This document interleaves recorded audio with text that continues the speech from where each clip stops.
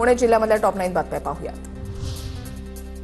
खेड तालुक्यामध्ये अनेक महिलांचा शिंदेच्या शिवसेनेमध्ये प्रवेश। शिवसेनेचे कामगार नेते इरफान सय्यद आणि जिल्हाध्यक्ष भगवान पोखरकर यांच्या उपस्थितीमध्ये पक्षप्रवेश। पुण्याच्या भोरमध्ये पहाटेच्या काकड आरत्यांचे मधुर स्वर घुमू लागले। कोजागरी पौर्णिमा ते त्रिपुरारी पौर्णिमा गावी मंदिरांमध्ये काकड आरती भजनाची परंपरा गेली अनेक वर्ष चालू। पुण्याच्या भोर तालुक्यामधल्या कारी गावामध्ये छत्रपती शिवाजी महाराजांचे विश्वासू अंगरक्षक जिवाजी महाले यांची 390वी जयंती मोठ्या उत्साहात साजरी।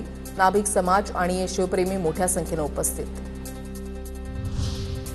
पुण्यामधल्या शिवकालीन पाणंद वहिवाट आणि शेत रस्त्यांच्या मोजणीचे काम अंतिम टप्प्यात। आतापर्यंत राजगड तोरणा पानशेत भागासह तालुक्यामधल्या 345 रस्त्यांची मोजणी करून हद्द निश्चित। पुण्यामध्ये आरक्षित प्रभागांसाठी सोडत लावणीवर दिवाळीपूर्वी सोडत निघण्याची शक्यता। पुरंदरमधल्या प्रस्तावित आंतरराष्ट्रीय विमानतळासाठी जमीन मोजण्याचं काम गतीनं सुरू।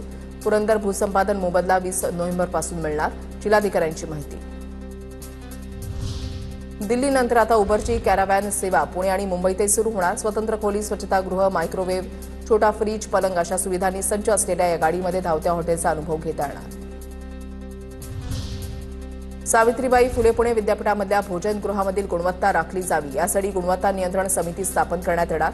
सावित्रीबाई फुले पुणे विद्यापीठाचा निर्णय। 5 विद्यार्थी आणि 5 विद्यार्थिनींचा समितीमध्ये समावेश असणार। राज्यामध्ये 1 ते 5 पटसंख्या असणाऱ्या शाळा तत्काळ बंद। त्या शाळांमधील विद्यार्थ्यांचे समायोजन नजीकच्या शाळेमध्ये करण्याचा निर्णय।